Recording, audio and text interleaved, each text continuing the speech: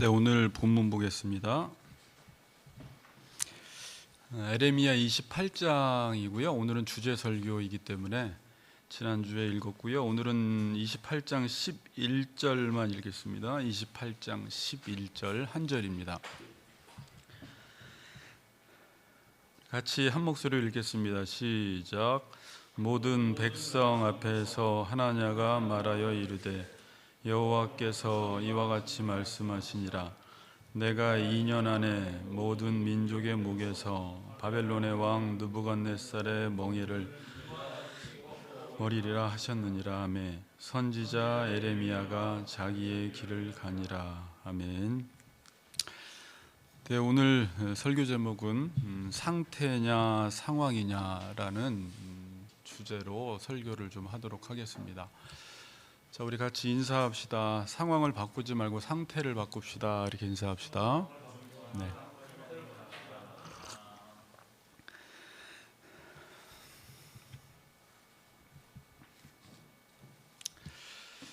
자, 지난 시간에는 하나냐와 에레미야가 이 같은 사건에 대해서 다른 메시지를 전함으로 서로 이제 갈등을 일으키고 충돌을 일으켰던 내용을 28장을 통해서 살펴보았습니다. 자, 근데 오늘은 왜 하나냐 같은 거짓 선지자가 생겨나게 되었고 또 그 하나냐의 메시지를 좋아하는 청중들이 생겨나게 되었는지를 이제 상태와 상황이라는 주제로 한번 좀 말씀을 나누도록 하겠습니다. 자, 에레미야와 하나냐 이 메시지의 내용으로 볼 때는 누가 참 선지자인지 거짓 선지자인지 잘 모릅니다. 내용만 볼 때는 오히려 하나냐의 메시지가 훨씬 더 참 메시지로 참 선지자처럼 보이는 것입니다. 왜 참된 선지자로 보이죠? 하나냐가 왜 그 말이 정말 진리의 말씀으로 들리죠? 지금 유다 백성들이 바벨론 포로에 붙들려가는 상황 속에서 그 상황을 건드려줬어요. 당신들은 포로로 붙들려가지 않고 가더라도 2년 안에 회복이 된다라고 하니까 자신들이 원하던 말이었고 바라던 말이었고 자신들의 마음과 귀에 흡족한 말이었다라는 것이죠. 그래서 하나냐의 메시지가 너무나 좋아 보였고 참 선지자의 메시지로 들려서 그의 말을 경청한 것입니다. 자, 언제 이 하나냐의 메시지가 참된 메시지로 들린다고 했죠? 우리 아까 강 집사님도 기도를 했는데 왜 하나냐의 메시지가 진짜 참된 메시지로 들리냐면 하나님과 언약 관계에서 생각하지 않을 때, 그러니까 내가 하나님과 나와 언약을 맺었다라는 것이 무슨 의미인지를 모를 때 그냥 이 메시지 자체는 나에게 너무 좋은 거예요. 지금도 성도들이 교회 강단에서 좋은 말이라고 하는 말들이 있는데 그게 좋은 말일 수도 있고 아닐 수도 있어요. 그럼 그게 좋은 말인지 아닌지 참인지 거짓인지 알기 위해서는 하나님과 나와 어떤 계약을 맺었는지 어떤 언약을 맺었는지를 알아야지 지금 이 메시지가 하나님의 관점과 입장에서 참인지 거짓인지를 분별할 수 있다는 것입니다. 지금도 신앙생활하는 그리스도인들 중에 이제 여러분들과 많은 성도들 중에 많은 분들이 이 언약을 맺었다라는 말이 무엇인지 잘 몰라요. 저도 솔직히 신학교에서 대학원 전에 신학교에서는 베리트 그래서 언약 신학을 배웠어요. 팔머 로버슨 참 유명한 책이었는데 피로 맺은 언약 이래가지고 막 배웠는데 그때는 그냥 언약을 맺었구나라고 생각을 했고 그냥 언약이라는 주제를 그냥 따로 떨어뜨려서 배웠지 이 언약이라는 것이 하나님 나라를 이루는 방식이구나라는 것을 점점 시간이 지나가면서 너무 중요하다는 것을 깨달았어요. 그러니까 지금도 성도들 중에서도 내가 예수를 믿는다라는 게 언약 관계 안에 들어갔다라는 사실을 모른다거나 무엇을 의미하는지를 모르는 사람들은 당연히 교회 와서 하나님을 섬기면 그분은 전지전능하시다고 말씀하시고 그렇기 때문에 우리 하나님의 백성들이 위기 가운데 있을 때 어려운 가운데 있을 때 그분은 우리를 도와주실 것이고 그렇게 도와준다라는 말도 지금 내 상황을 해결해 주실 것이고 건져 주실 것이고 구원해 주실 것이다 라고 생각을 해요. 그래서 실제적으로 그런 상황으로부터 건진받고 구원받은 사람들이 간증을 하고 다녔어요. 그리고 실제 간증이 없는 사람들은 나는 그러한 체험을, 내 어떤 삶 속에서 하나님이 그 삶의 상황을 바꾸어주고 기적을 일으켜주는 경험이 없는 사람들은 간증할 거리가 없다고 생각을 한 거예요. 그리고 당연히 하나님은 믿음이 좋은 사람들에게 그러한 역사와 은혜를 베풀어 주셔야 한다고 생각을 했던 거예요.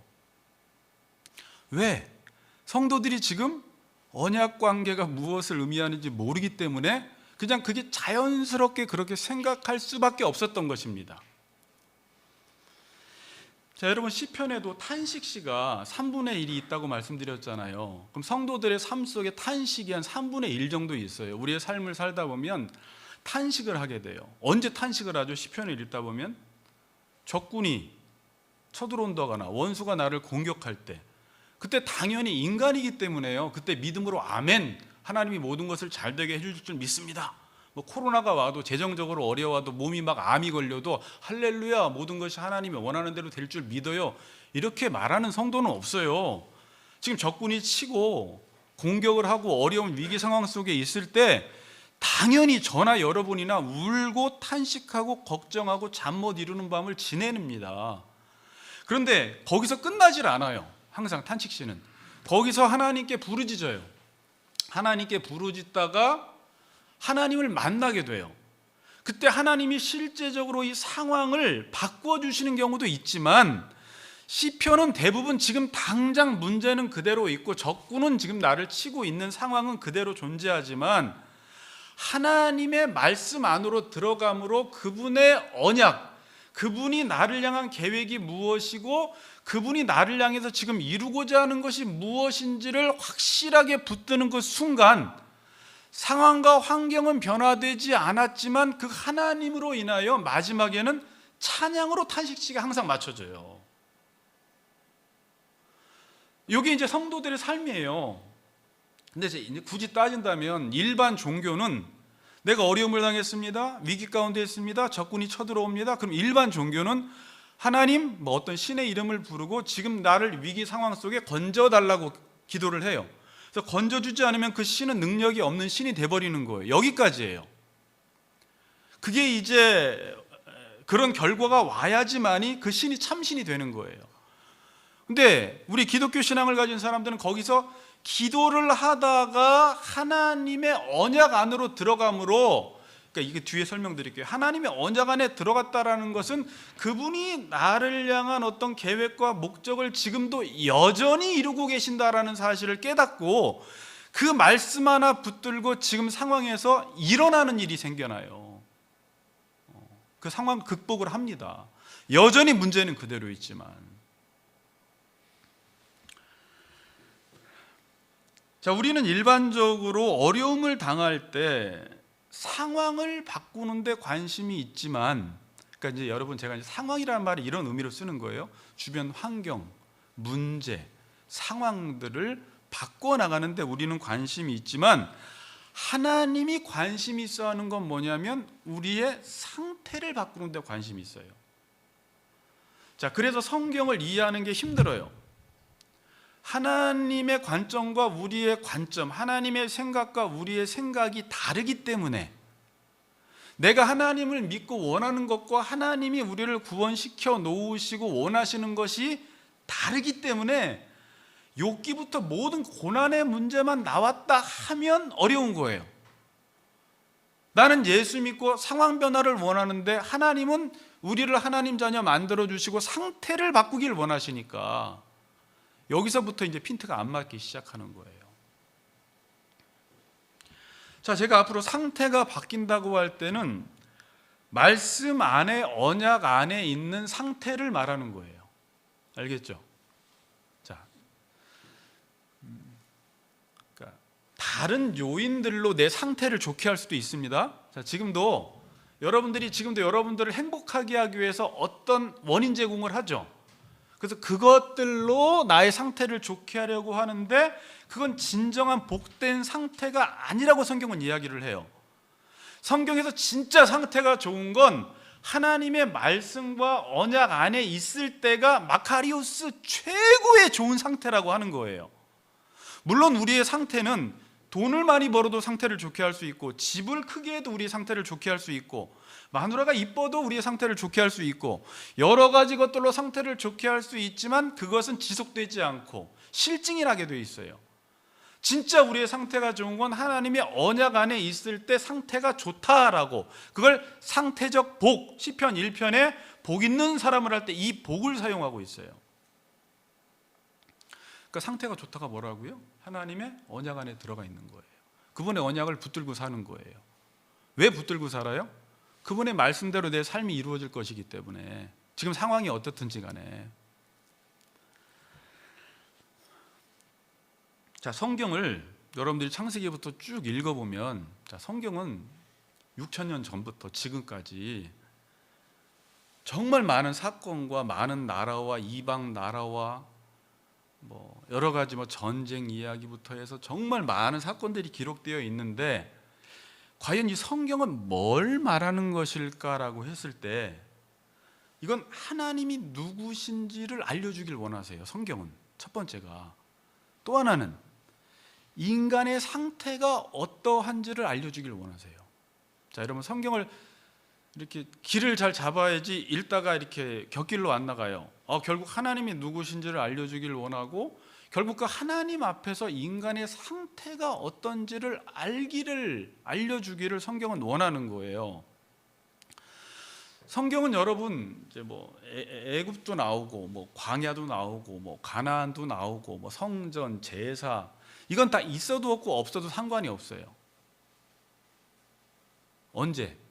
만약에 하나님의 백성이 언약을 지킨다면 성경의 이 모든 나라와 사건들과 성전은 있어도 되고 없어도 되는 것들이에요. 그 모든 것들은 우리의 상태를 설명해 주기 위해서 기록된 거예요. 성전도, 애굽도, 광야도, 가나안도. 자, 지금 애굽은 뭘 설명해 주기 위해서, 잠깐 들어보세요. 애굽은 뭘 설명해 주려고 등장을 했어요? 우리의 종된 상태, 죄된 상태. 그 다음에 광야는요, 죄된 상태도 나왔지만 계속 죄가 우리를 괴롭히는 상태. 가나안, 구원을 받았지만 계속 죄가 우리를 공격하는 상태예요. 성전, 제사, 이것도 뭐예요? 우리의 상태를 바꾸기 위해서 등장하는 거예요. 상태만 바꾸면 이건 사라져버려요. 교회도 왜 등장하는 거예요? 예배가 왜 있어요? 예배가 내 삶을 드리는 거죠. 하나님의 뜻 앞에. 내 상태, 스케마, 세상을 본받지 말고 모르페, 내 내면적인 본질적인 것을, 상태를 바꾸라고 예배 드리는 거예요. 자, 그러니까 제가 좀 단순화시켜서 지금 이야기하는데, 모든 것들은 인간의 상태 하나 바꾸려고 등장하는 거예요. 예수님 이 땅에 왜 오셨어요? 죄된 상태에 있는 사람을 의의 상태로 만들기 위해서예요. 사도들이 전한 복음도 마찬가지예요. 예수님이 부활 승천하시면서 우리에게 주신 명령이 뭐예요? 상태 바꿔라, 이 말한 거예요. 내가 너에게 분부한 모든 것을 가르쳐 지키기 위해서 하나님의 통치받아서 마카리오스의 상태에 있게 해라, 그 말이에요. 제자를 만들라. 성경 이렇게 하면 좀 쉽죠? 하나님이 누구신지, 그리고 우리는 죄의 상태에 있기 때문에 하나님이 역사를 등장시키셔서 이스라엘 나라를 사용하셔서 이러한 모든 성전 제도를 사용하셔서 교회를 사용하셔서 결국은 인간이 죄의 상태에서 의의 상태로 만드는 것이 하나님의 목적이고, 그것이 이루어지면 싹 사라져 버려요. 그림자, 이건 모형이기 때문에. 이 보이는 것들을 통해서 보이지 않는 뭔가를 설명하기를 원하는데, 사람은 계속 그 보이는 형식에 매이다가 상태는 안 바뀌는 거예요.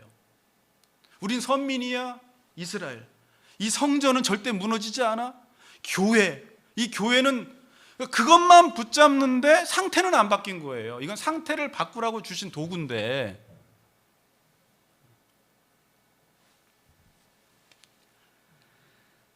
성경은 계속 우리의 상태가 무서울 정도로 안 좋고 고칠 수 없을 정도로 안 좋다라는 것을 계속 보여주고 싶은 거예요. 하나님 앞에서, 인간 앞에서가 아니라 하나님과의 관계 속에서, 하나님과의 언약 관계 속에서 너희들은 엉망이야, 이거 보여주는 거예요. 계속. 의인은 없나니 하나도 없으며 선을 행하는 자가 하나도 없다. 구약에서 너희들은 다 간음했다. 언약을 다 파기했다. 예레미야서에. 다른 면에서는 너희들이 잘했는지 모르겠지만 하나님의 언약 관계에서는 실패했다를 계속 보여주는 거예요. 그리고 예레미야서 33장에서는 앞으로 우리가 온전히 하나님을 알게 되는 그날이 오면 그분을 알기에 그분의 언약 안에 들어가는 놀라운 역사가 일어날 것이다. 예수 그리스도를 통해서 새 언약 백성이 된다는 거예요. 자, 여기 좀만 여기 잘 이해하셨어요? 자, 그럼 좋은 상태가 어떤 상태이냐? 여기서 좀만 잘 들어보세요. 그럼 내가 좋은 상태가 있는 상태가 어떤 상태이냐? 모든 사람들은 내가 지금 좋은 상태에 있고 싶어 하는데 성경에서는 아주 간단하게 언약을 지키는 상태라고 말해요. 그러니까 좋은 상태, 언약을 지키는 상태 이꼴 같아요. 하나님이 아담과 하와를 부르시고 백성 삼아 주시고 에덴 동산이라는 땅을 주시고 한 가지 명령을 하셨어요. 뭐라고요? 선악을 알게 하는 나무의 열매를 먹지 말라. 먹는 날에는 죽는다. 거꾸로 먹지 않으면 산다. 무슨 말이에요? 너희들이 하나님이 선악을 판단하는 대로 너희들도 선악을 판단하면 상태가 기가 막히게 좋아진다고 거예요. 잠언서 요즘 제가 아침에 드리는 말씀 그걸 지혜라고 표현한 거예요. 그러니까 뭐예요? 우리의 상태가 좋아지는 건 인간은 끊임없이 역사 속에서 환경을 변화시키고 유토피아를 만들고 이 땅에 과학을 발전시키고 우리의 살기 좋은 편리한 세상을 만들면 상태가 좋아질 줄 아는데 절대 이렇게는 상태가 안 좋아져요. 성경이 그렇게 말을 하고 있기 때문에. 상태가 좋아지려면 어디에 신경을 쓰라고 하냐면 선악을 판단을 잘해야 한다는 거예요. 옳고 그른 것이 무엇인지, 참과 진리가 무엇인지, 참과 거짓이 무엇인지를 분별하지 않으면 절대 상태는 좋아지지 않는다는 거예요. 그래서 로마서 12장 1절에서는 예배라는 것은 하나님의 선하시고 기뻐하시고 온전하신 뜻을 분별해야지 예배가 되는 거예요. 그게 분별이 안 되면 예배 자체가 안 드려져요. 뭐가 옳고 그른지를 모르기 때문에. 삶도 망쳐요.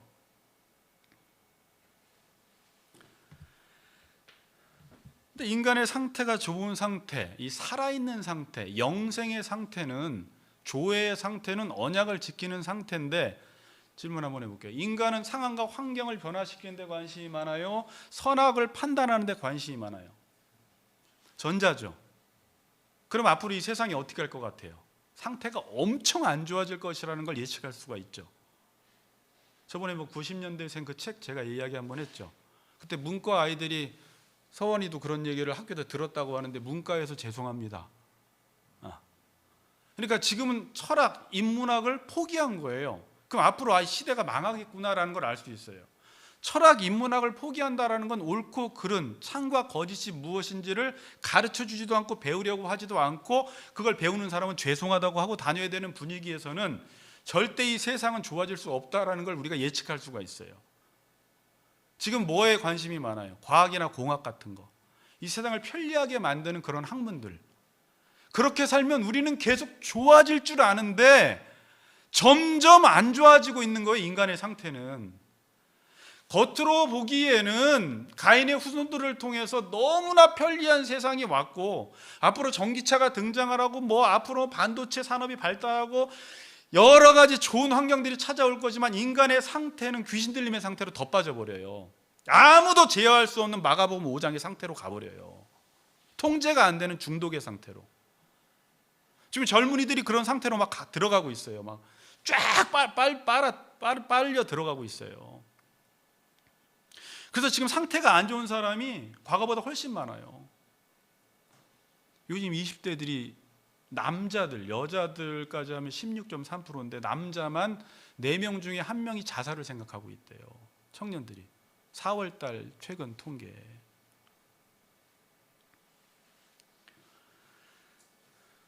그러니까 상태가 좋아지기 위해서는 선이 뭐고 악이 뭔지에 대해서 관심을 가져야 되는 거예요. 제가 다른 건 못 가르쳐줘도 우리 아들들에게 이거는 꼭 가르쳐줘야 될 것 같다고 생각을 했어요. 여러분들 집에 가서 자식들한테 꼭 가르쳐주세요. 너 그거 배우지 않으면 앞으로 상태는 안 좋아질 거야. 진리의 전당인 대학에서도 그걸 포기했어요. 안 가르쳐요. 베리타스라고 써있지만 지금 진리는 안 가르쳐요. 돈 되는 것만 가르쳐요. 교회도 진리의 기둥과 터라고 하는데 지금 진리를 가르치지 않아요. 교회도 보이는 것, 외적인 환경만 계속 좋게 하려고 해요. 건물, 보이는 것, 외적인 것, 이렇게 해야지 우리가 상태가 좋아질 줄 알아요. 그리고 성도들도 그런 환경과 상황이 좋은 곳으로 가요. 진리가 없어도 마치 거기에 가면 천국이 올 것 같은 거예요. 착각 속에 빠져 사는 거예요. 자, 성경에서 복된 상태는 뭐라고 말해요? 시편 1편에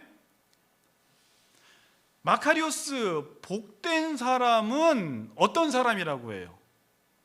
뭐 100평에 살아야 되고 어떤 대학 나와야 되고 연봉 얼마 받아야 되고, 아니 이것도 우리가 육신이기 때문에 상태를 좋게 하는데 이바지를 해요. 그러니까 이거 부인 안 해요. 근데 그렇게 한다고 마카리오스 복된 상태에 오지 않고 말씀을 주야로 묵상하는 사람들이, 시냇가에 심은 나무가 시절을 쫓아 이 코로나의 상황 가운데서도 말씀을 주야로 묵상하는 사람은 계속해서 열매 맺는 삶을 살 수 있다는 거예요.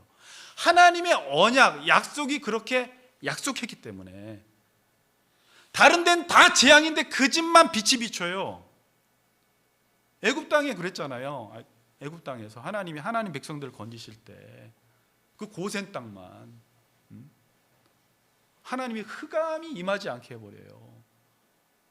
우리 어머집사가 하나님을 잘 섬기면 저 가정 가운데 빛을 비춰주세요.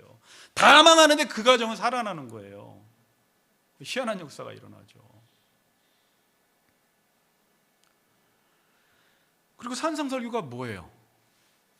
하나님 나라 백성의 윤리라고 해요. 그럼 팔복이 뭐예요? 제가 그때도 얘기했어요. 상태적 복이라고. 하나님의 언약의 말씀을 듣고 내가 그 언약대로 살지 못하는 내 자신을 보고 심령이 가난해지고 애통하고 의에 줄이고 목마른 그 상태에 있는 사람이 복이 있다. 아, 이게 복이구나.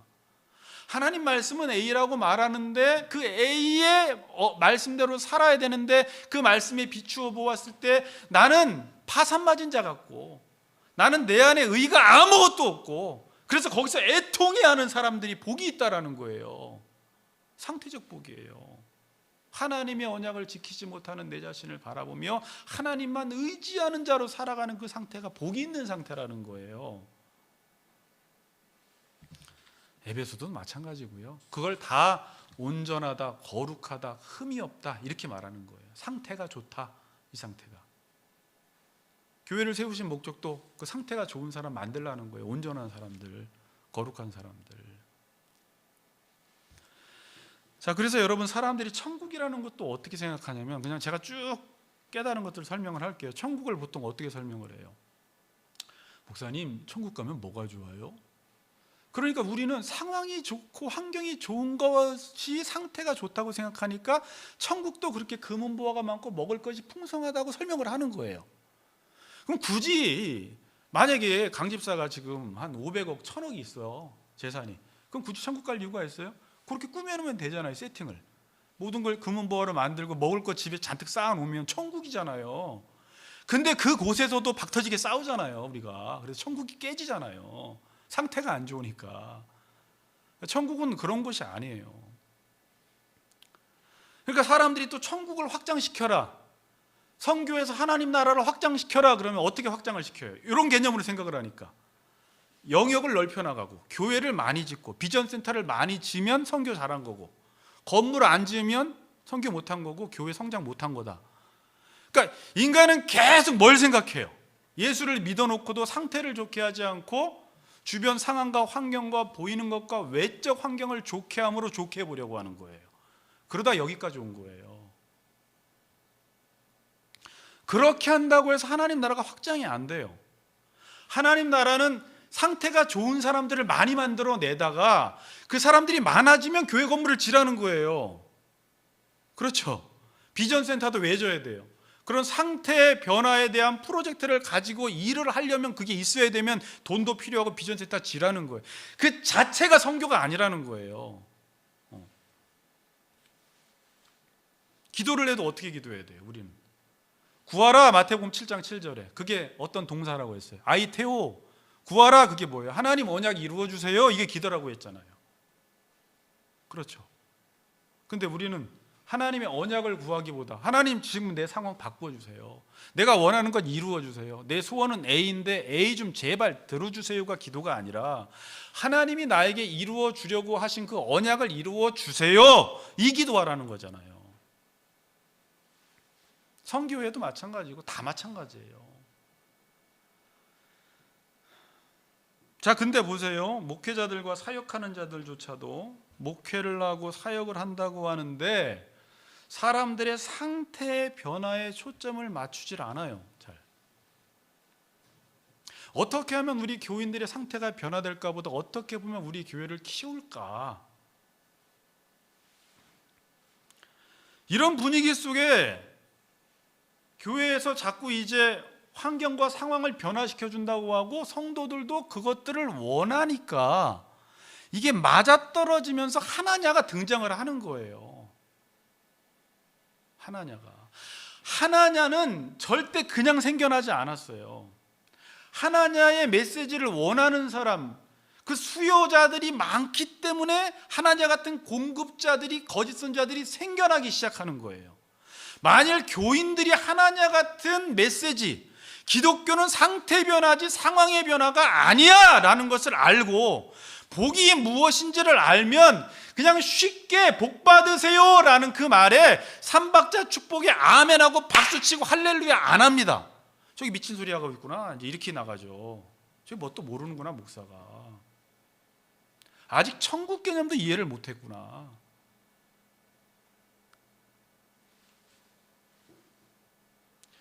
그래서 하나냐 같은 사람 밑에 사람이 몰리기 시작합니다. 그리고 하나냐 선지자가 이제 나중에는요 샘플이 되고 모델이 되기 시작해요. 그리고 많은 선지 생도들도, 지금 신학생들도 그 하나냐 같은 선지자가 되기를 원하면서 공부를 하기 시작합니다. 그래서 제2의 하나냐, 제3의 하나냐, 제5의 하나냐, 100의 하나냐 그러다 하나냐가 지금 많아져 버렸어요. 그리고 지금도 간절히 소망하는 게 하나냐 같은 선지자가 되기를 꿈꾸는 신학생들도 많아졌어요. 나도 저렇게 목회해야지.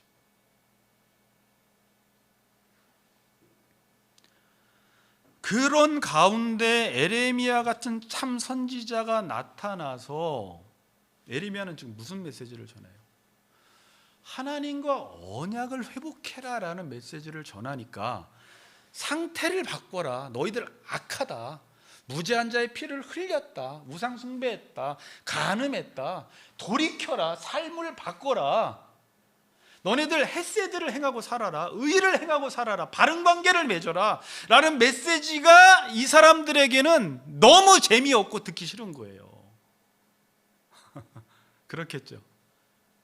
에레미야가 지금 바른 말 하잖아요. 일단은 그게 재미가 없어요. 그래서 에레미야 밑으로는 사람이 안 가요. 상태 변화되라는 이 메시지는 여러분들이 가서도 다른 교인들이나 사람들 만나서도 이야기하면요 듣는 척하고 맞는 말이네 그러면서 싫어해요. 근데 예수 믿고 뭐가 바뀌고 뭐가 좋아지고 무슨 복을 받는다고 막 이렇게 들어요. 결국 이 상태를 바꾸라는 메시지는 그 메시지의 방향이 어디로 갈까요, 여러분? 상태 바꾸라는 메시지의 방향이 어디로 가요? 여러분, 언약을 지키라는 것은 신실해야 돼요. 그래서 믿음으로 가요. 신실하라는 메시지가 나와요. 두 번째는 복종하라는 메시지가 나와요. 피차간에 복종하는 거예요. 부부간의 언약을 지키기 위해서는 복종해야 돼요. 세 번째, 책임져야 돼요. 그리고 이 상태 바꾸라는 메시지 자체는 제가 정리해 보니까 첫 번째는 자기를 부인하는 거예요. 이 하나님의 언약을 이루기 위해서 내가 생각하는 그 개념들과 뜻을 계속 죽여야 돼요. 그래서 상태를 바꾸라는 데서 메시지가 전해지는 곳에는 항상 자기 부인과 자기 죽음이 전해질 수밖에 없는 거예요. 아무든지 나를 따라오려거든 자기를 부인하고 십자가를 지고 나를 쫓아라 그러는 거예요. 예수님이.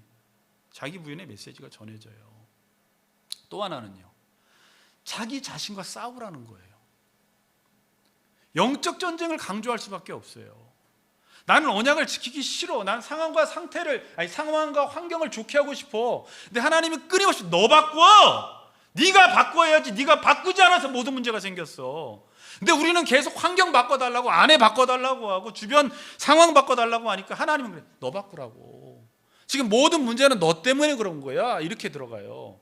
그럼 그때부터 신앙생활이 어디로 가요? 나와의 싸움으로 가는 거예요.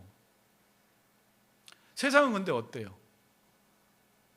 자기를 증명하라고 하거든요. 자기의 잘남을 계속 어필하라고 하는 세상 속에서 이 메시지는 안 어울려요. 또 하나, 상태 바꾸라는 메시지는 첫 번째 자기 부인, 둘째 자기와의 싸움, 영적 전쟁, 세 번째는요 돌이키라는 거예요. 예레미야서에 나온 것처럼. 세상을 어떻게 해? 네가 가는 길이 길이야. 네가 가는 길에 힘을 실어주는 걸 좋아하지, 너 가던 길에서 돌이켜 그러면 아우 저 메시지 싫어. 나를 인정을 안 해주네. 그래서 예레미야의 메시지가 인기가 없는 거예요. 상태 바꾸라는 메시지가.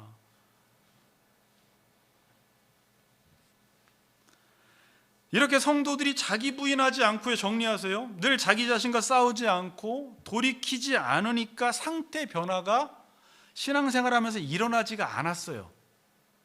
그냥 잘하는 게 있다면 신앙적인 용어를 기가 막히게 써요.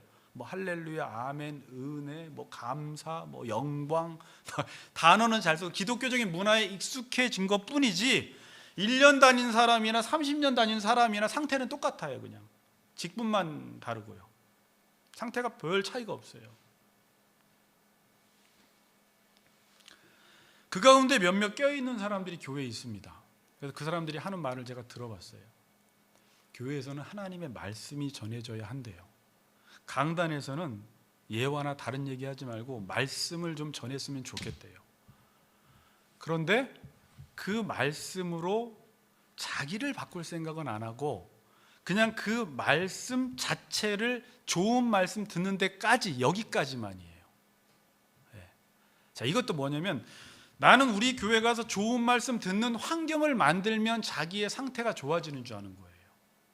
교회 갔더니 우리 목사님이 좋은 말씀 전하고 우리 전도사님도 좋은 말씀 전하고 우리 교인들은 늘 말씀을 읽고 있고 묵상을 하고 있고 늘 성경을 읽고 있고 밥을 올리고 있어.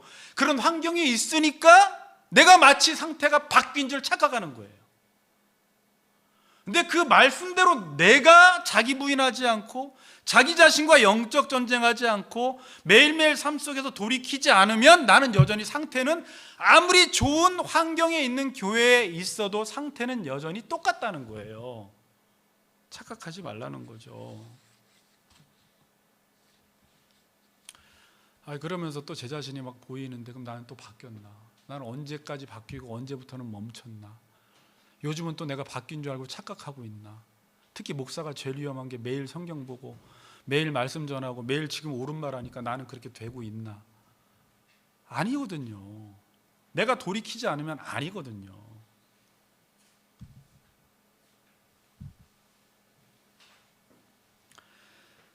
그렇게만 하면 상태가 좋아질 줄 알아요. 교회 근데 보면요, 교회 다니는 사람, 교회라고 할게요. 교회 다니는 사람보다 교회 안 다니는 사람이 상태가 좋은 사람이 더 있는 것도 봤어요, 제가. 그럼 왜 그럴까요?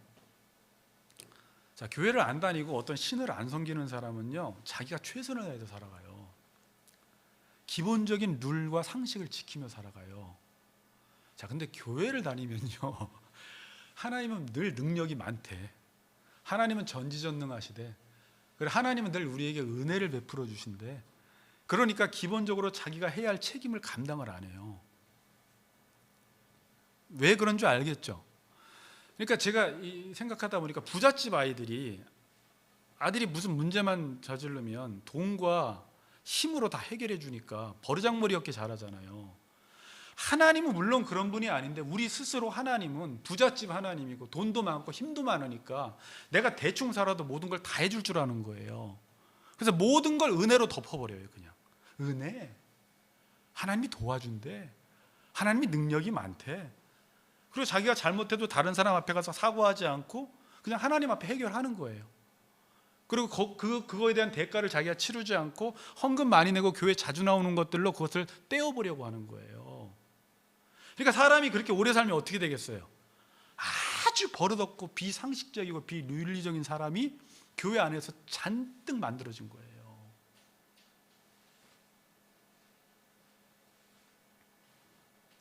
그래서 그리스도인들이 일반인보다 못한 윤리적인 수준을 가지고 있어요.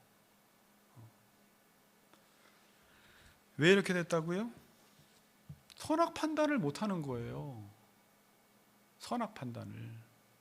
여러분 지금 대학 교수들, 박사들, 세상에서 유명한 사람들 선악 판단 잘 못해요. 선악 판단을 해도 기준이 중요해요, 여러분. 무엇으로 선악을 판단하느냐. 근데 세상 사람들은 상황과 환경을 기준으로 선악을 판단하는 거예요. 자, 지금도 우리가 성경 볼 때 어려운 게 뭐예요? 왜 악한 바벨론을 통해서 선한 이스라엘을 치게 하지? 하박국이 이런 질문하는 거예요. 그냥 우리는 바벨론은 악하고 우리는 선하다는 거예요. 교회 나가는 사람은 선하고 교회 안 나가는 사람은 악하다는 거예요. 선과 악도 환경과 상황으로 판단을 해버려요. 선교사 나간 사람은 선하고 안 나간 사람은 별로 안 선하고, 목사는 선하고 성도는 조금 덜 선하고 세상에 있는 사람은 완전 악하고, 이런 영역 개념으로 생각을 하는 거예요. 직장을 다녀도 어떤 크리스찬 기업에 들어가면 선하고 그렇지 못한 데 가면 세상에 들어갔네, 난 악하고, 이렇게 생각을 하는 거예요. 그게 선이래요. 교회 안 가면 무조건 악이래요. 가야지 선이래요. 자, 근데 이 말은 조심해서 해야 돼요. 이거 뒤에서 또 이야기할게요. 교회 가는 게 선한 게 그러니까 선한 걸 선으로 사용해야 되는데 선한 걸 악하게 사용하니까 이야기를 하는 거예요.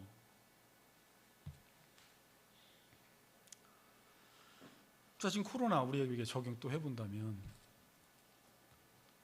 대면 예배, 온라인 예배, 대면 예배 자체가 선하다고 본 사람은 무조건 대면 예배를 드리려고 하는 거예요.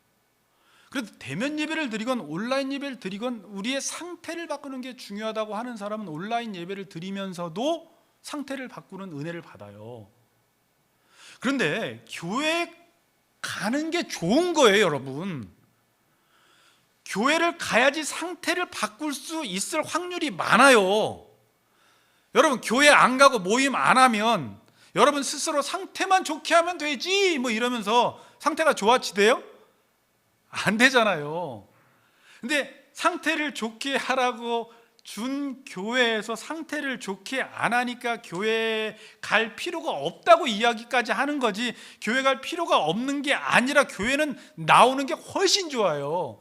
일주일에 교회를 한 번 가는 사람하고 3번 가는 사람하고 상태가 차이가 많이 크게 나요. 성경 공부를 한 사람하고 기도회를 한 사람 안 한 사람 차이가 많이 나요. 나는 목사님 기도회를 안 하고요, 화상으로 성경 공부를 안 하고요, 교회를 안 나가도요 얼마든지 상태를 좋게 할 수 있어요. 천만의 말씀. 일주일만 지나봐요 이상해져 있죠. 딴소리하고 있고 불평하고 있고 환경의 지배를 받고 있죠.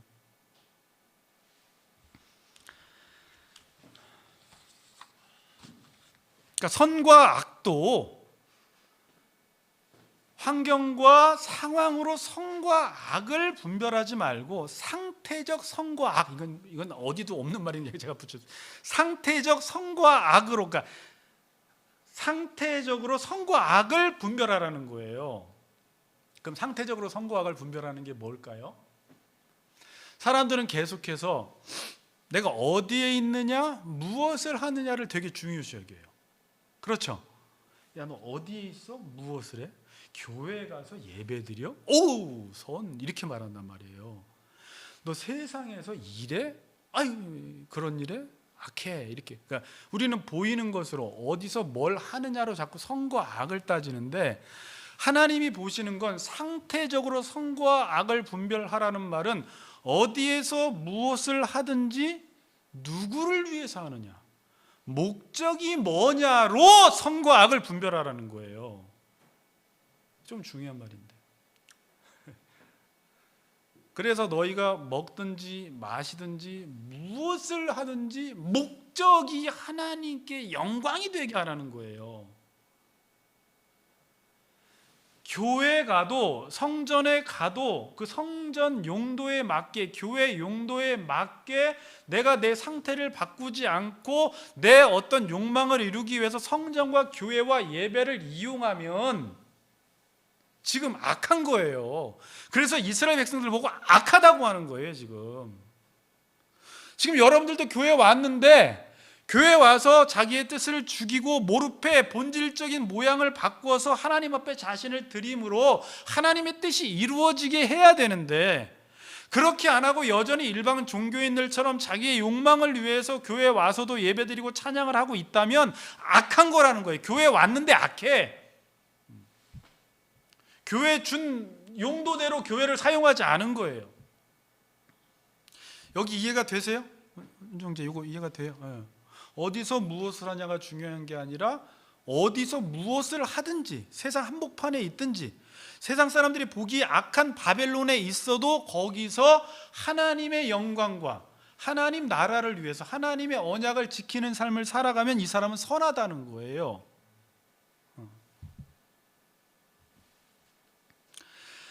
자, 디모데전서 4장 4절을 한번 띄워주세요. 디모데전서 4장 4절 같이 한번 읽어봅시다. 4장 4절 시작.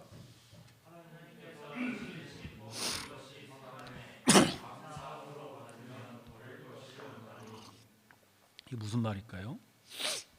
하나님이 지으신 이 땅에 있는 모든 것은 보시기에 좋았더라. 다 선한 거예요. 악한 게 없어요.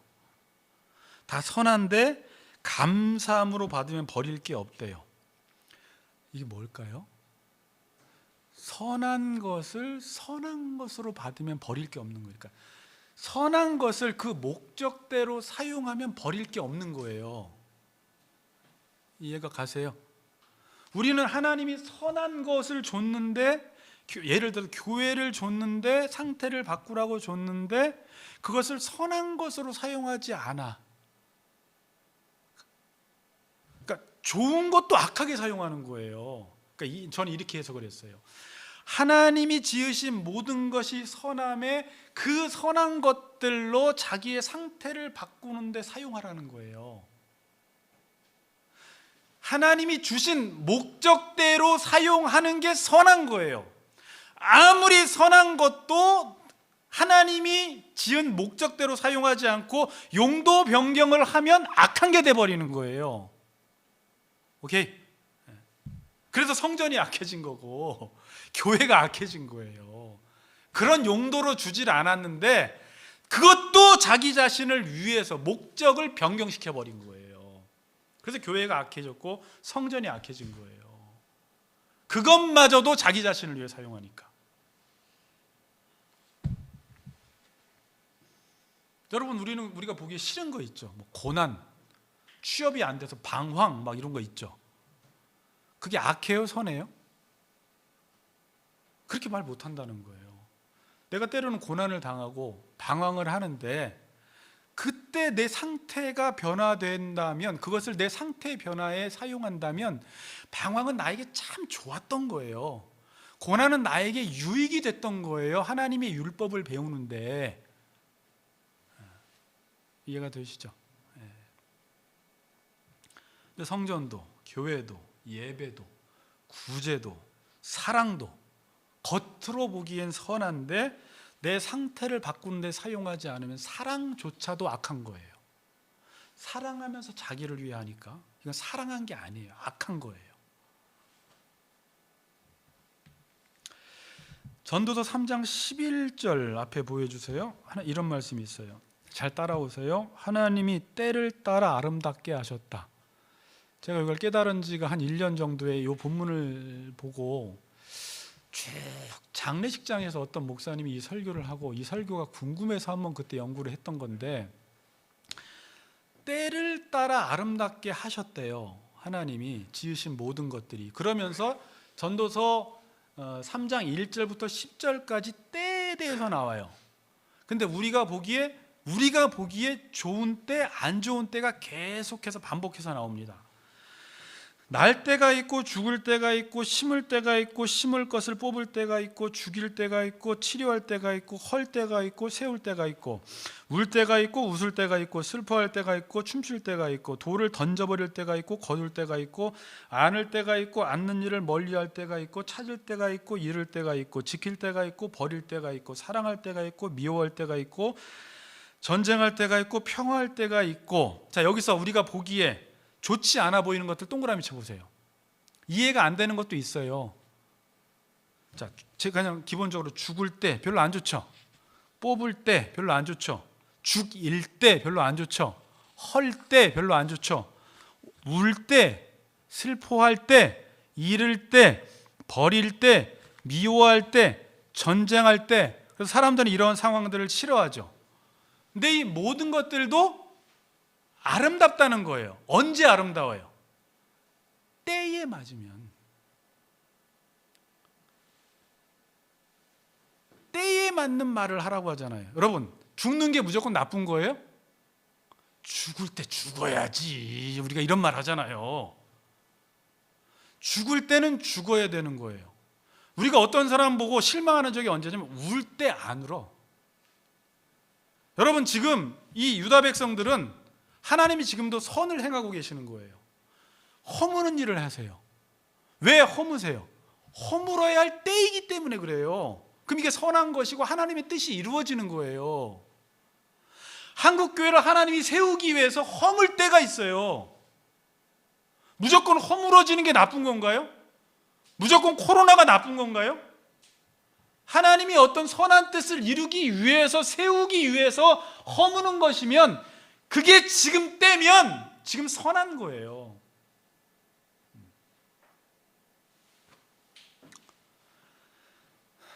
미워할 때가 꼭 나쁜 건가요? 미워할 때는 미워해야 돼요.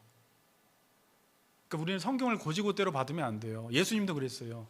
너희들이 나보다 부모를 더 미워해라. 그러니까 부모를 막 미워하면 안 되잖아요.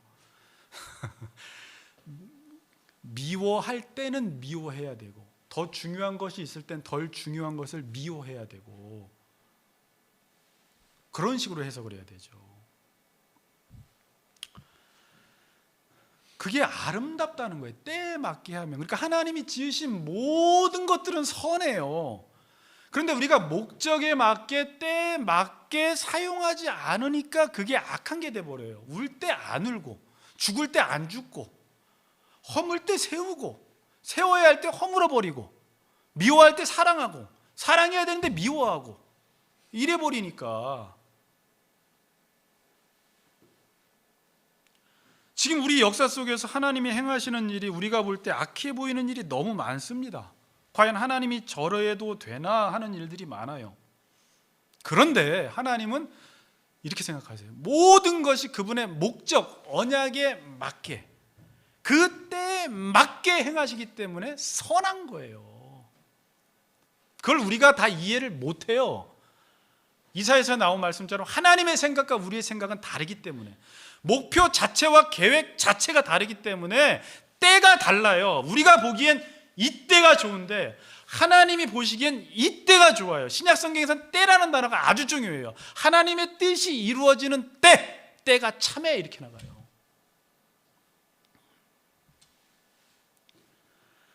지금 이스라엘이 바벨론으로 붙들려가는 것은요, 그때가 된 거예요. 그리고 목적이 분명한 거예요. 무슨 목적으로? 하나님이 고치시려고, 돌보시려고.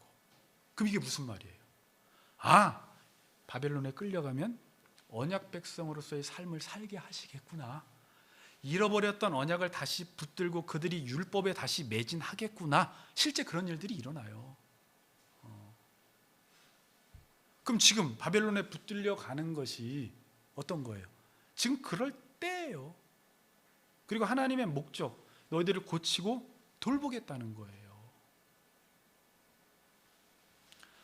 그래서 예레미야 29장 11절 말씀대로 여호와의 말씀이니라 너희를 향한 나의 생각을 내가 아나니 평안이요 재앙이 아니니라 너희에게 미래와 희망을 주는 것이니라.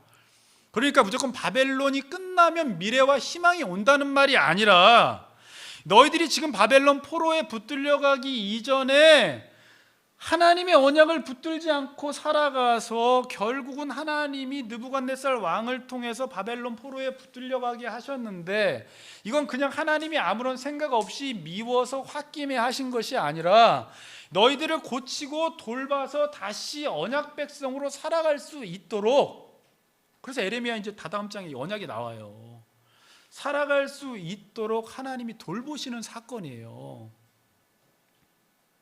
그게 선인 거예요. 이게 선. 그래서 70년이라는 시간도요, 지난 시간에 잠깐 말하다 말았는데, 그냥 물리적인 시간 숫자가 아니에요. 이거는요, 7이라는 것은 완전수예요. 완전수가 뭐예요? 뭐가 완전이에요? 삶도 완전인데 하나님의 뜻이 이루어지는 시간이에요. 그러니까 바벨론 70년에서 하나님의 뜻을 이루겠다는 거예요. 그래서 가라는 거예요, 글로. 제가 이 생각을 하다 욥기도 생각나고 별 생각이 다 났어요. 그동안 이해가 되지 않던 본문들을 다 끄집어다가 이 상황과 상태라는 큰 틀 안에서 한번 생각을 한번 해보는 거예요. 왜 내가 도대체 하나님 믿는 게 이렇게 어려웠을까? 끊임없이 우리는 우리 기준, 우리의 선악 판단, 상황과 환경의 변화, 우리가 생각하는 선과 악, 그러나 하나님이 생각하는 선과 악, 하나님의 목적과 하나님의 때와 나의 목적과 나의 때가 항상 달라. 그러니까 이해를 못하겠다고 하는 거죠. 그러니까 언약 관계 아래 있다라는 것이 무엇인지 모르면 하나님을 이해를 못해요. 하나님을 사랑하는 자, 곧 그 뜻대로 부르심을 입은 사람들에게는 이 모든 것이 합력하여 하나님의 뜻을 이루느니라, 선을 이룬다라는 거예요. 지금도 역사는 그렇게 진행되어 가고 있어요. 그 가운데 우리도 서 있고, 우리도 지금 신앙생활을 어떻게 하고 있어요. 그러다가 하나님이 또 하나님의 뜻을 이루기 위해서 뭔가 코로나도 주고, 이건 개인적인 바벨론도 있고요, 국가적인 바벨론도 있어요. 지금 개인적인 바벨론을 맞은 사람도 있어요, 여러분. 인간은 계속해서 상황을 좋게 하기 위해서 언약을 이용합니다. 자, 이 두 단어로 해서 잘 풀어보세요. 근데 하나님은 언약을 이루는 백성으로 만들기 위해서 상황을 이용해 버리세요. 자, 이거 집에 가서 한 번 더 묵상해 보시면 여러 가지 것들을 적용할 수가 있어요. 인간은 뭐 한다고요? 상황을 바꾸기 위해서 언약을 이용해요. 이게 인간이에요. 하나님까지도, 언약까지도, 예배까지도, 성전까지도. 근데 하나님은 언약을 이루기 위해서 상황을 막 바꿔버리세요. 바벨론도 항상 줄 수가 있어요, 우리에게. 그럼 바벨론을 준 이유는 뭐예요? 언약을 이루라고 준 거예요. 여러분 지금 개인적인 삶 속에 여러분이 풀 수 없는 숙제가 있습니다. 저는 무조건 상황을 바꾸지 않기 위해서 노력하지 말라는 말이 아니라, 여러분들이 바꿀 수 있는 건 좋게 하세요. 상황 바꾸세요. 그래서 살기 좋은 집도 만드시고 좋은 환경도 만드시는데, 도저히 내가 바꿀 수 없는 상황이 나의 삶 가운데 왔을 때 지금 이 상황 속에서 하나님이 원하시는 것은, 하나님이 그 사람 너 자신을 보고 내 상태에 무엇인가를 바꾸기를 원하시는 게 있다라는 거예요. 그게 지금 이루어지지 않으면 내가 이 상황에서 벗어나도 하나님은 그 상황을 또 주세요. 그런데 거기 그 상황을 벗어나려고 몸부림치지 말고, 지금 한국 상황이 코로나면 이 상황 속에서 하나님이 원하시는 게 뭘까? 근데요, 성도들 중에서도요, 신앙생활이라는 게 내가 하나님을 믿고 기도하면 내 상태와 상황을 바꿔줘야 한다고 생각하는 사람들은 바벨론이라는 상황이 왔을 때 어떻게 할까요? 바벨론이라는 상황이 왔을 때 하나님과 가까워지는 게 아니라 멀어져요. 상태를 바꾸는 사람은 바벨론이 왔을 때 바벨론 때문에 하나님과 더 가까워져요. 근데 신앙생활 자체를 내가 하나님만 믿으면 지금 조건과 상황이 바뀌어야 한다고 생각을 하면서 믿는 사람은 바벨론이 왔을 때 신앙생활하는 걸 쉽니다. 그리고 하는 말이 꼭 있어요. 목사님, 제가 가정 문제 해결되면 교회 갈게요. 목사님, 제가 자녀 문제 해결되면 열심히 할게요.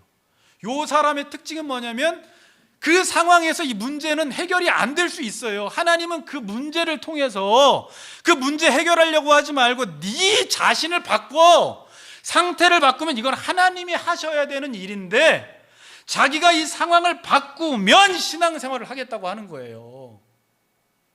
이 사람은 지금도 신앙생활을 그렇게 생각을 하는 거예요. 자기의 문제로 보지를 않아요. 그럼 하나님 말씀하죠. 문제는 너야! 이러세요. 너 바꾸라고 지금 그 상황은. 그것도 아직 정신 못 차리겠어? 너 거기 벗어나봐. 내가 또 줄게. 언약 붙잡으라고 했더니 너는 왜 계속 그 문제에 매이냐라는 거예요.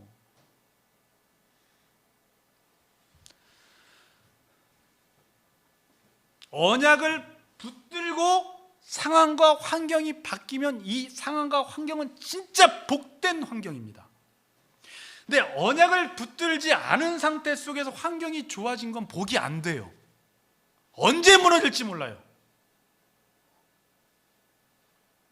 결론을 두 개를 제가 짓게요. 첫 번째 결론은 전도서 7장 13절 14절입니다.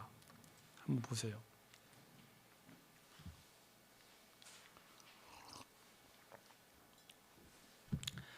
전도서 7장 13절 14절 하나님께서 행하시는 일을 보라. 보세요. 하나님이 굽게 하신 것을 누가 능히 곧게 하겠느냐. 형통한 날에는 기뻐하고 공고한 날에는 되돌아보라. 이 두 가지를 능히 병행하게 하사 사람이 그의 장래일을 능히 헤아려 알지 못하게 하셨느니라. 자, 앞에 말씀이 뭐예요? 하나님이 행하시는 일을 보라. 하나님이 이렇게 굳게 하시면 사람이 곧게 하지 못하고, 하나님이 곧게 하신 건 사람이 굽게 하지 못한다는 거야. 하나님이 하시는 일은 사람이 바꾸거나 변경시킬 수가 없다는 거예요. 그러면 이럴 때는 어떻게 하라는 거예요? 그 다음 구절, 유명한 구절이죠. 형통한 날에는 기뻐하고 공고한 날에는, 예전 성경으로는 생각하라 그랬는데 되돌아보라라는 말이에요. 근데 이게 이제 히브리어 동사로 라예요. 형통한 날에는 기뻐하고 공고한 날에는 보라, 되돌아보라. 근데 이 보다라는 말이 하나님이 세상을 창조한 이후에 보시기에 그 단어예요. 하나님이 보는 시각으로 지금 나의 삶을 보아서 하나님이 원하시는 대로 지금 바꾸라는 거예요. 얘들아, 지금 코로나의 상황이 왔냐? 얘들아, 너희들 삶 가운데 바벨론의 상황이 왔냐? 너 혼자 네 힘으로 못 바꾸지? 못 바꾸면 형통한 날에는 기뻐하고, 공고한 날이라는 말은 악이라는 나쁜 뜻이에요. 나쁜 날이 왔냐? 하나님이 굽게 했다. 하나님이 곧게 했다. 그거 너 바꿀 생각 하지 마라. 바뀌어지지도 않는다. 네가 거기서는 네 자신을 돌아봐서 하나님이 원하시는 일을 하면 그 상황은 종료된다라는 말이에요. 두 번째, 시편 42편 1절에서 4절 5절까지. 자, 이거 설교를 또 하는 게 아니라 결론이에요. 시편 42편 1절은 다윗의 시인데 처음 시작이 이렇게 시작이 돼요. 사슴이 시냇물을 찾기에 갈급한 같이 내 영혼이 주를 찾기에 갈급하나이다. 근데 지금 이 상황이 어떤 상황 속에서 이런 고백을 하냐면, 압살롬의 반역으로 인해서 예전에 우리 살펴보았듯이 다윗이 신발 벗고 눈물 흘리며 고개 숙이고 도망가는 상황이에요. 지금 이 상황이, 그때 다윗의 마음이 어떻겠어요? 또 하나님의 언약 붙잡고 할렐루야 아멘, 저는 이 모든 상황을 감사함으로 받아들이겠습니다가 아니라, 아들이 반역해서 아버지를 죽이려고 할 때는요, 비참한 거잖아요. 탄식할 수밖에 없잖아요. 두렵잖아요. 불안하잖아요. 낙심하잖아요. 그러니까 시편 42편 5절에 뭐래요? 내 영혼아, 내가 어찌하여 낙심하여 내 속에서 불안하여 하는 거, 그러잖아요. 그러니까 실제 다윗은 지금 불안한 거예요. 두려운 거예요. 낙심이 되는 거예요. 더군다나 3절에 가보니까 사람들이 뭐라고 해요? 사람들이 하는 말이 내 하나님이 어디 있느냐 그래요. 이 말은 그냥 해석된 말이에요. 그럼 그런 다윗을 보면서 사람들이 뭐라고 했어요? 야, 너 하나님 믿는다고 하더니 네 아들이 반역하냐? 야, 너 하나님 믿는다고 하더니 네 걸 좋다? 너 하나님 잘 믿는다고 하더니 같이 걷는 교회 다니더니 가정 꼴이 그게 뭐냐? 반역하는 게 예수 믿는 거냐? 네 하나님이 어디 있어? 너 그렇게 믿고 따라더만 교회 가서 헌금하고 봉사하고 성경 공부하고 화상 예배 드리더니 결국은 너희 집에 벌어진 일이 그런 거야? 너 언약 붙잡고 살았는데 네 하나님이 어디 계셔? 여러분, 이때 다윗이 아들이 자기를 죽이려고 해서 울면서 도망가는데 사람들은 옆에서 저주하고 네 하나님 어디 있어? 너 하나님 잘 믿는다고 하더니 네 아들은 저래, 왜 반역을 해? 네 가정꼴 좋다 그럴 때 거기에 집중해서 묵상을 하게 되면 어떻게 되는 줄 알아요? 죽고 싶어요. 진짜 하나님 나 버렸구나. 진짜 욥의 아내처럼 하나님 욕하고 죽으라고 할지도 몰라요. 근데 이때 다윗은 어디로 가요? 자, 여기서 다윗이 정말 중요한 게, 이 상황을 해결할 수 없는 상황 속에서 하나님이 굳게 하셨으면 그 상황 속에서 이건 문제를 자기가 해결할 수도 없어요. 군사력을 동원해서 이걸 해결할 수도 없는 상황이에요. 그럼 어디로 가요? 스스로에게 외치는 거예요. 내 영혼아, 내가 어찌하여 낙심하며 내 속에서 불안하여 하는고? 스스로 너는 너의 하나님을 바라라, 소망해라. 그 얼굴에 도우심을 인하여 오히려 찬송하리로다. 그래서 1절이 등장하는 거예요. 1절이 뭐예요? 사슴이 시냇물을 찾기에 갈급한 같이 내 영혼이 주님을 찾기에 갈급해요. 보통 이러한 상황이 오면 문제 해결하기 위해서 갈급해야 하는데, 다윗의 위대함은 이 상황 속에서 하나님을 찾는 거예요. 그분의 언약 안으로 들어가는 거예요. 사람이 불안하고 낙심할 때는요, 여러분, 언제 불안하고 낙심해요? 그리스도인들은 물론 상황과 환경도 있지만 시편 배웠잖아요. 하나님의 부재 체험할 때. 자, 여러분, 우리가 성령 충만할 때는 언제냐면, 너는 내 아들이야. 내가 너 책임질게. 나는 너를 향한 계획이 있어. 너는 반드시 이렇게 될 거야. 너 두려워하지 마. 너 힘들어하지 마. 용기를 내. 반드시 네 삶은 지금 고통을 당해도 너는 반드시 A처럼 될 거야 라고 했을 때 아멘 그러죠. 그런데 그 말씀을 들었는데 상황이 다윗 같은 상황이 와버리면 이 메시지가 희미해져 버려요. 그럼 그때 다윗은 이 문제 앞에 원망 불평하는 게 아니라 기도하는 가운데 하나님의 언약 안으로 피해버리는 거예요. 여러분, 맞아, 내 상황은 이래. 사람들은 나를 조롱해. 나는 지금 진짜 비참한 상황 가운데 있는데, 그 가운데 믿음의 사람은 하나님이 나에게 뭐라 말씀하셨는지를 붙들고 하나님을 피난처로 삼고 그 품 안으로 들어가 버리는 거예요. 여러분, 그러면서 믿음이 얼마나 여기서 좋아지는 줄 알아요?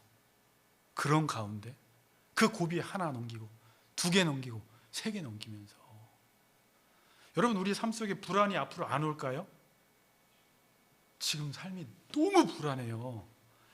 제가 또 찾아보니까 20대가 우울증이요, 지금 공황장애부터 우울증부터 불안장애가 4명 중에 1명이 극도의 우울증을 겪고 있대요. 20대 21살부터 29살까지 해서.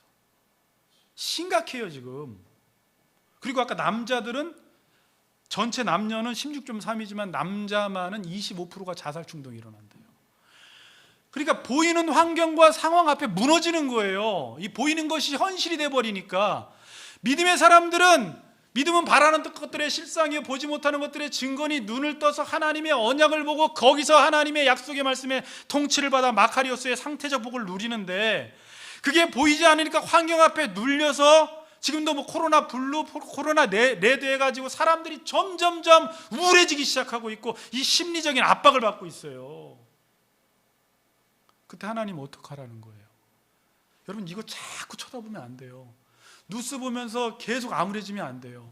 그때마다 말씀으로 들어가서, 언약 안으로 들어가서 하나님이 나에게 맺어주신 그 언약의 말씀대로 지금도 이끌어가기 위해서 지금도 이러한 상황이 국가적으로 주어진 거고 개인적으로 주어진 것이기 때문에 이때일수록 구하라, 찾으라, 두드리라 해서 아이테오, 하나님의 언약의 말씀을 구하면 하나님의 때가 되면 하나님이 종료하시고, 여기서 많은 사람들은 넘어지지만 하나님의 사람들은 오히려 이때가 고난당함이 내게 유익이라, 이로 인하여 내가 주의 율례를 배우게 되는 놀라운 기회로 삼을 수 있다는 것입니다. 지금 이 나라는요, 하나님이 굳게 하셨어요. 우리가 굳게 하지 못해요. 어떤 대통령도 어떤 의사도 이 문제는 해결할 수가 없고 과학자도 해결할 수가 없어요. 그러면 이 상황 속에서 하나님이 우리에게 원하시는 게 뭐고, 교회에게 원하시는 게 뭐고, 내 개인에게 원하시는 것이 무엇인지를 알아서 내 상태 바꾸는 일에 여러분들이 최선을 다하시면 하나님이 나중에 종료 딱 하실 때가 와요. 하나님의 때가. 그때 내가 참 고난 속에 멋지게 살았다, 불안해하지 않았다, 낙심하지 않고 오히려 더 하나님을 가까이 만나는 기회가 되었다라고 고백할 수 있는 믿음의 사람들이 되기를 주의 이름으로 축복합니다. 아멘.